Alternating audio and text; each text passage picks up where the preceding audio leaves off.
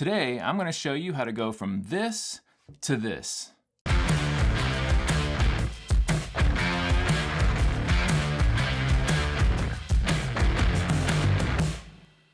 Hey guys, what's up and welcome to my first ever photo editing tutorial. You know, nowadays, pretty much any camera you buy is going to take really good pictures.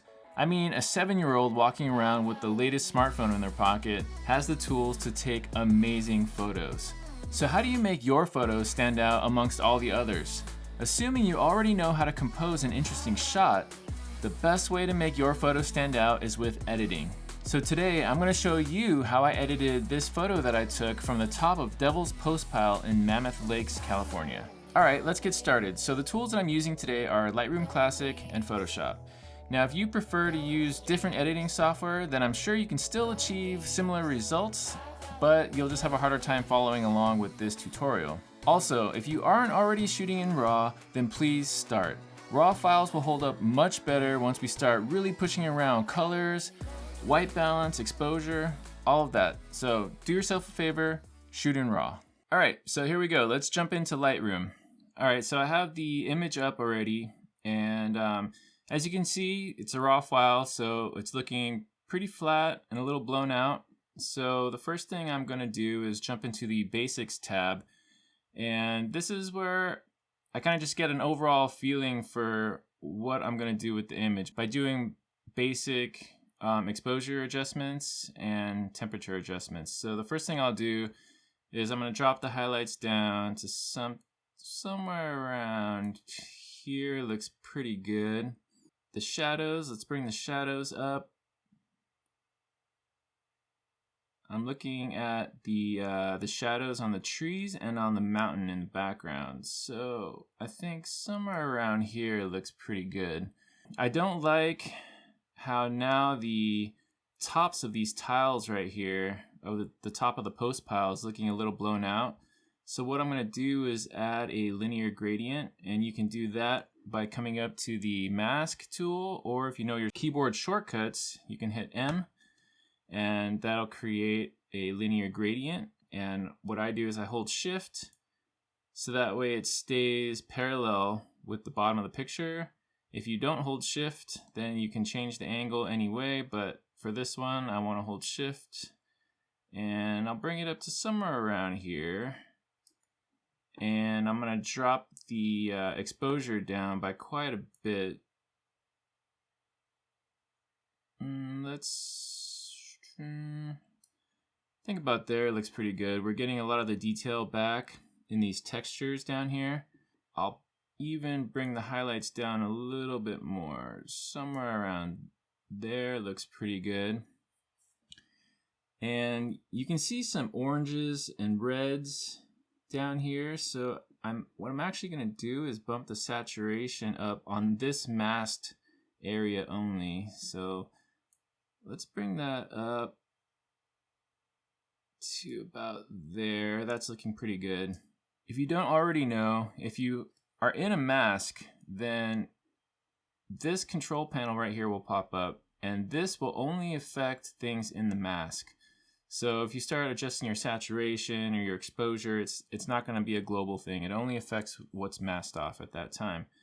Now that we have that, I'm going to click Done, and it's already looking a lot better. Now what I'm going to do is I'm going to adjust some of the individual color saturations, luminance, and hue. So I'm going to hop down to the HSL tab. Now I see a lot of oranges like in the tree bark on top of the post pile here. So I'm going to really bump up the saturation in the oranges. So I'll probably bring it up to somewhere around there. Looks pretty good. And there are some reds in there as well. So I'm also going to bump up the red saturation somewhere around there. Looks pretty good. To back up a little bit, when we went to Devil's Postpile, sometimes you can't be picky about the time of day that you're shooting because sometimes it just doesn't work. And that's exactly what happened to me in this scenario. So the sun was getting a little low, but it wasn't as low as I'd like to make a nice photo. So what I'm going to do with this is I'm going to try to fake golden hour. So what I'm going to do now is I'm actually going to go back up to basic, and I'm going to really bump up the warmth in the white balance slider. So right now we're at 5400 Kelvin, and I'm going to bring it up to probably around 6000, and you can see that we're really warming things up here. So let's bring it up to somewhere around there. Looks pretty good. And there's a lot of textures on top of the Postpile and back on the mountain. So what I want to do is I'm going to actually bump up the texture a bit. If you just hover over the slider, you can actually use your up and down arrows to bump up any particular setting or bump down. So I think I'm going to bump it up to about 20, and that is looking pretty good. You don't want to overdo that. Just nice subtle changes are all that you need.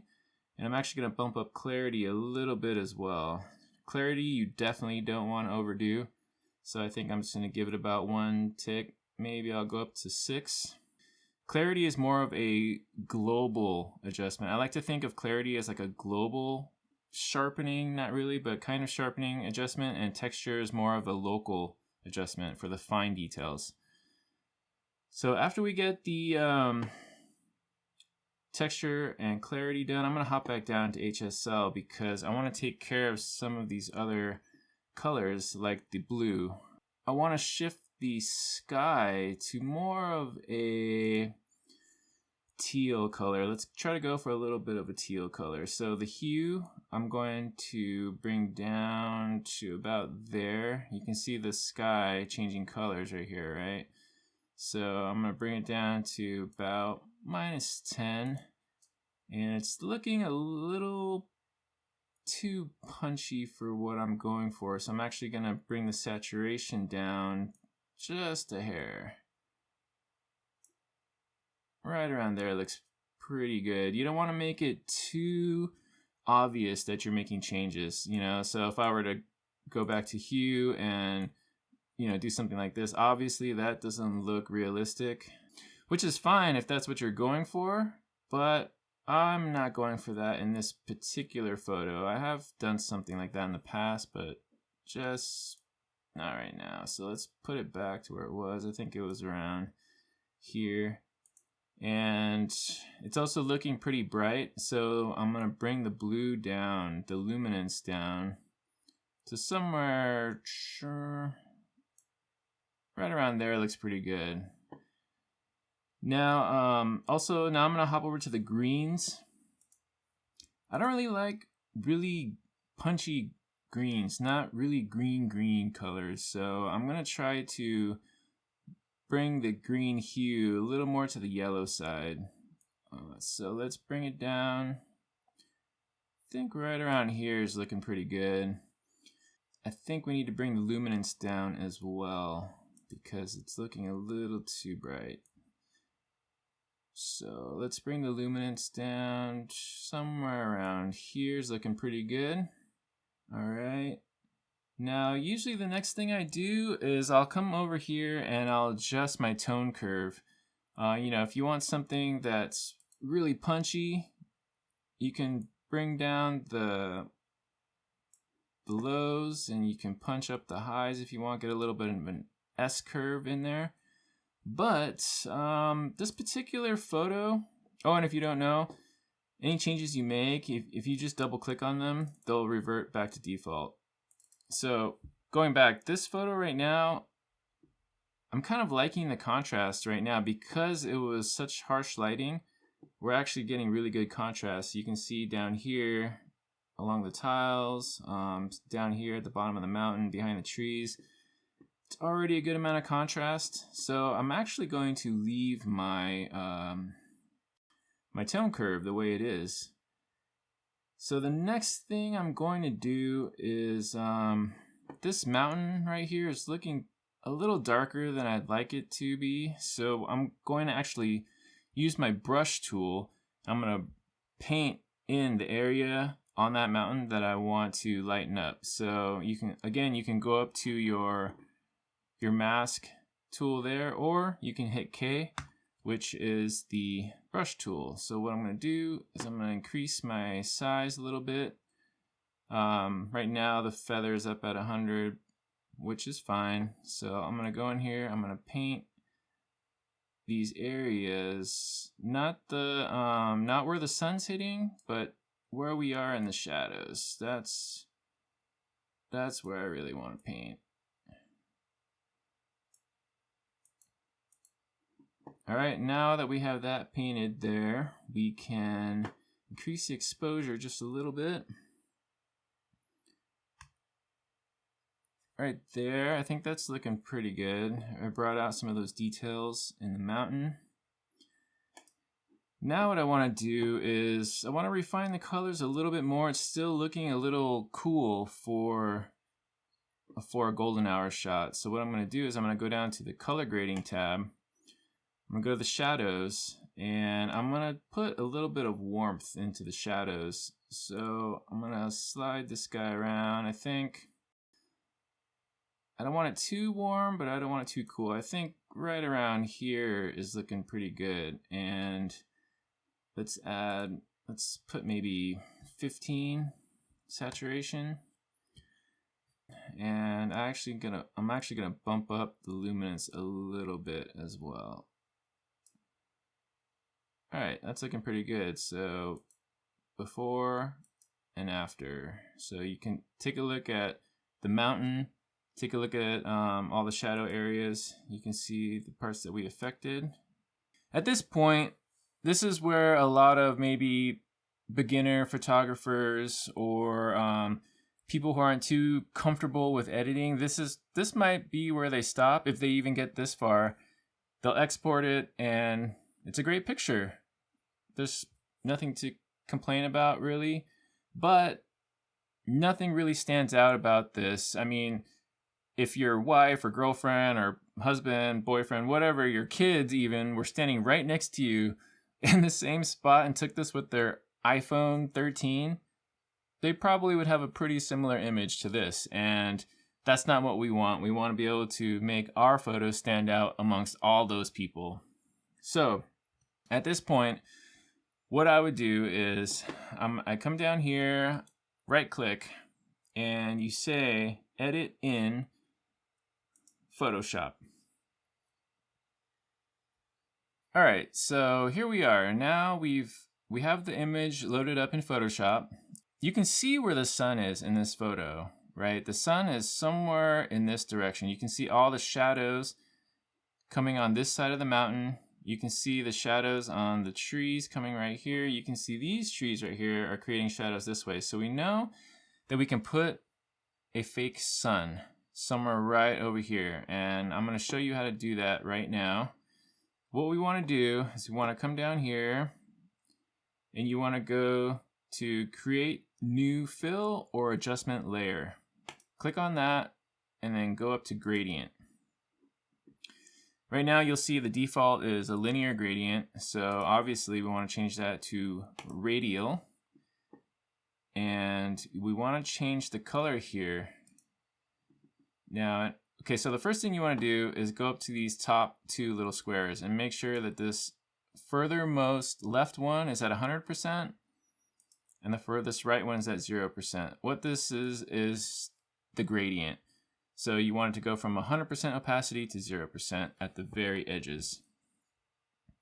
Once you have that, then come down and this is where you choose the colors. So when we have 100% opacity, we want the colors, I want to choose a bright yellow, because that's going to be the very center of your sun. So I'm going to choose, let's go down to yellows, probably something like this is probably okay.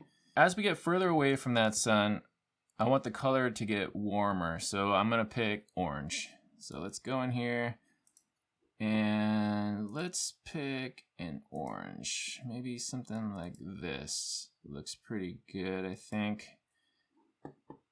All right, so then once you have your colors picked, you hit OK. The scale looks pretty big, so I'm gonna change it to something like 10%. I think 10% is okay. Actually, you can't leave it there because that's weird. We have to put the sun up where we think the sun might be coming from. And we can see the sun is somewhere up there. So let's fake it and put the sun right above the mountains because that looks the most interesting. We hit OK. Now, we don't want this just to be normal. What we want to do is you want to make this a color dodge. And then right now you can see it's looking pretty blown out right there. So I'm going to lower the opacity down to maybe somewhere around there. Now this looks okay, right? Because it's looking like a sun, but something's missing, right? We're missing that flare that we get, that really ambient light that comes off the sun. So we're gonna do almost the exact same thing. We're gonna add another gradient and we're gonna increase the diameter, and that's really gonna make it pop. So let's go back into our gradient. Same thing as last time, we're gonna do radial. We're gonna, again, needs to be 100 and 0 for opacity on both ends. Then we come over and the color, I'm gonna go with like a paler yellow here. Maybe something like this. You wanna try to match some of the colors that are in your scene already so it doesn't look too artificial. And on the right side, at the 0 opacity side, what I'm gonna do is I'm gonna choose a more orangey color again. Let's go for something that looks like a nice warm sun. That's looking pretty good. Hit OK. Now, I think the scale is a little big, so let's make it around like 60. I think that's looking pretty good. Again, we can't just leave it there because we don't want a big ball of light in the middle of nowhere. So we're going to drag that right over our sun that we made before. Okay, now that is looking pretty good. But what we want though is, again, we don't want it to be normal, but instead of color dodge, we kind of want this adjustment to lighten up the entire scene. So we're gonna go to screen. Now we're getting somewhere. Actually, I think I'm a little off center here. Let me try to move it around. All right, so now we're looking pretty good. That's looking much more realistic. I know some of you are probably wondering, like, well, why couldn't we just do this with one gradient instead of two? And you probably could have done this with one gradient instead of two, but if you've ever seen the sun and you looked up at it, you can usually see that circle right in the middle. So that's why I do two.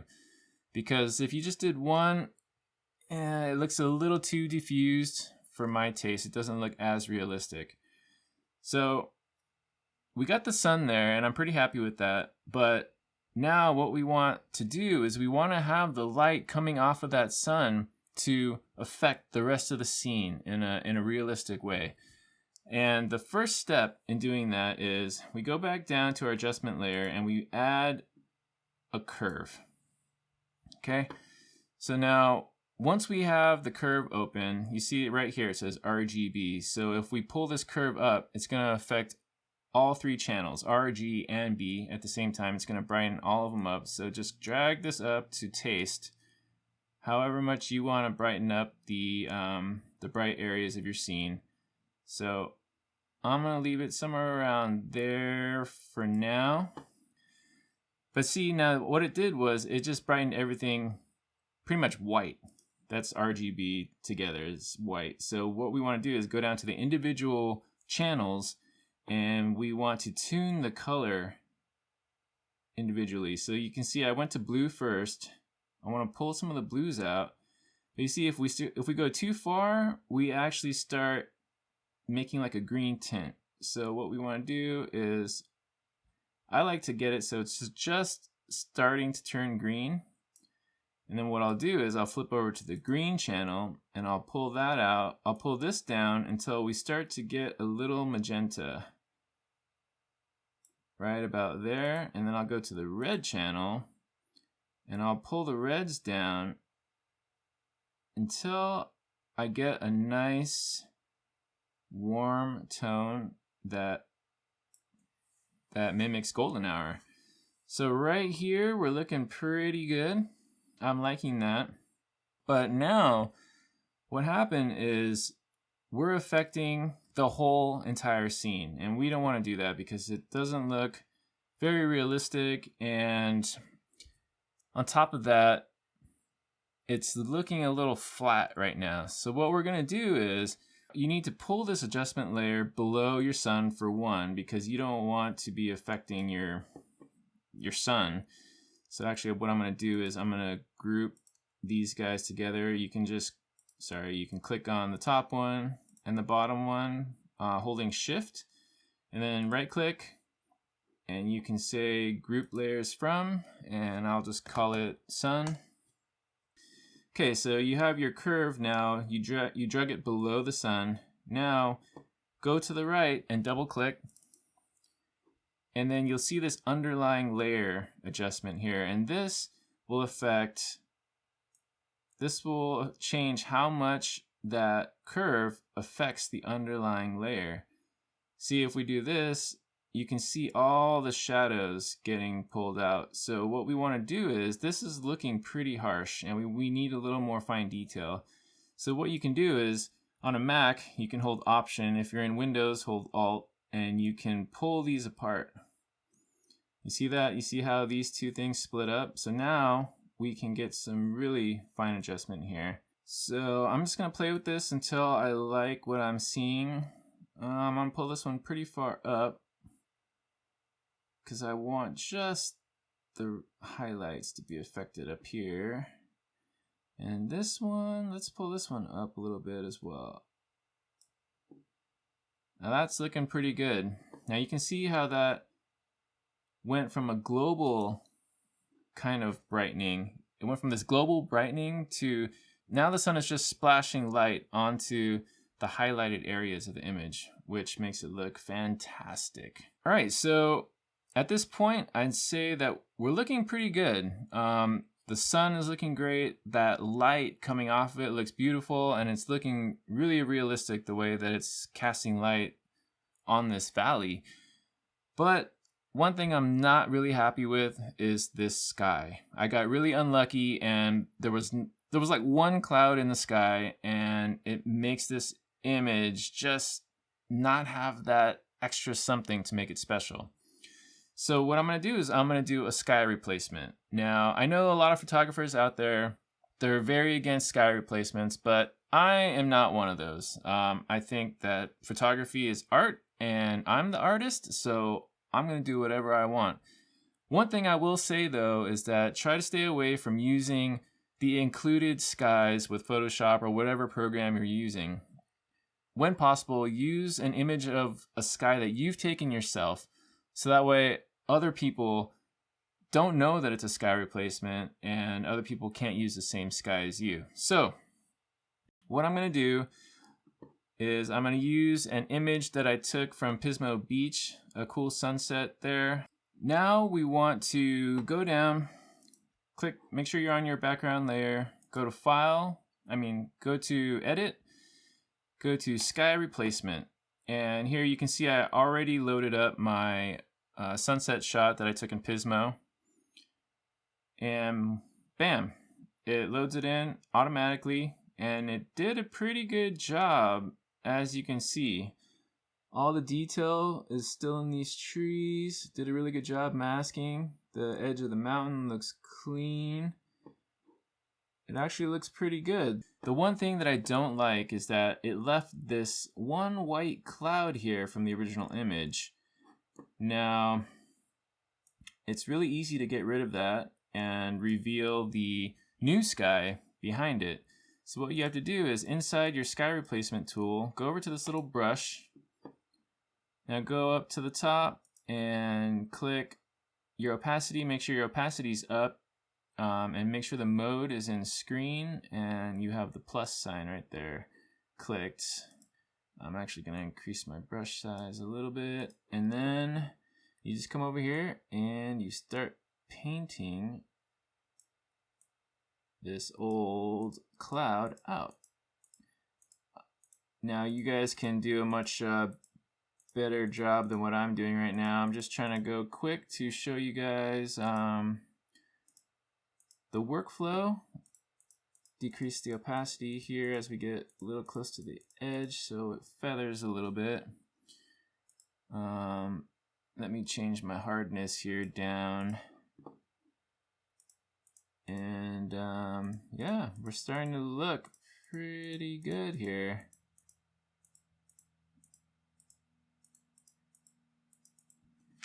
All right, you guys can do a much better job than what I just did, but you get the gist of it. It's looking pretty realistic now. We got rid of that ugly white cloud, and yeah, it's looking nice. I'm liking this. All right, so once you're done with the sky replacement, you hit OK. I might want to go back into the curve and see how the curve affects the sky as well. But actually, I think we picked a pretty good number here. So actually, you know, if I would have planned this a little better, I probably would have done the sky replacement first, and then I would have done the curve, because then you can more easily see how the shadows and highlights are going to look in your sky as well. But we got lucky here, and the curve actually looks pretty good with this sky. So what I'm going to do now is I'm going to bring this back into Lightroom, because there are some little touch-ups that I think I can still do here. So if you want to bring it back into Lightroom, just go Save As. And then I'm just going to throw this right on the desktop in this demo folder, and it'll give you the name, and it'll automatically append -edit to the end. Hit save. I don't use any compression. Everything else default. Hit OK. OK. And you can see that it's saving. Now, once that's done saving, hop back over to Lightroom, and you'll see that the image automatically appears in Lightroom. And you can see the before, decent image, something you'd see on any iPhone out there, but then look at what we brought in from Photoshop. Bam. That is awesome.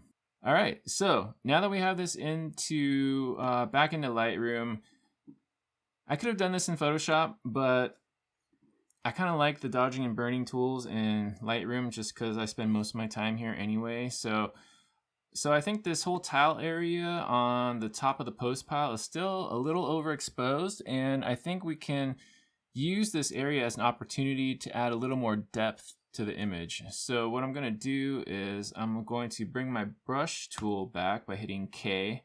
I'm going to increase the size of my brush, and I'm just going to paint this whole area. And then once I have that all painted up, I am going to decrease the exposure by a little bit so it doesn't look like those tiles are blowing out. So I think just a little bit, maybe 2/3 of a stop. Yeah, let's go about right there. A little more than 2/3 of a stop, or 1/3 of a stop, sorry. That is looking pretty good. You can see that it really brought out some of the detail down here on top of these tiles, which is nice. I'm actually going to increase the texture just a little bit more. I think go up to something like that. That's looking nice. All right, so once I have the texture up, it's looking really good. It makes the photo look really sharp. I'm actually going to do a little more clarity as well, maybe like a 9. I rarely go into the double digits on clarity unless I'm really going for a stylized look. I'll never go into double digits. I know that I've kind of stacked clarity, so maybe technically I am in double digits, but you know what I mean. And actually, I think we can add a little more depth by putting more shadow on this side of this little hill right here, because right now it's looking pretty flat, but we can add a little more dimension by adding more shadow down here. So I'm actually going to decrease my brush size a little bit, hit K again to get into my brush tool, and we're going to paint this area a little bit, and I'm going to bring that exposure down just a hair, probably another third of a stop. Bam. And I think we're done. This is looking really good. I'm really happy with this. So at this point, what I do is I'll take this full image and I'll crop it into all the different formats. You know, I'll do the original, I'll do a 16:9 for YouTube or whatever else is in that format. I'll do a 4:5 for Instagram. I know I don't post on Instagram very often. I need to get better about that. So go follow me on Instagram so that way I'll have some motivation to post on there. So you know what I mean? I'll do all the different formats and I'll export them all, and that's it. So I hope you guys like this tutorial. I think it's a great way to really spice up an image. Again, here's the before but after editing. So this is not raw, of course. Actually, if you want to see the raw before, so here's raw out of camera, and here's after. What a difference. Raw with some basic edits where most people would probably stop, and now here's where all of you will end up. Bam. It looks like a completely different photo.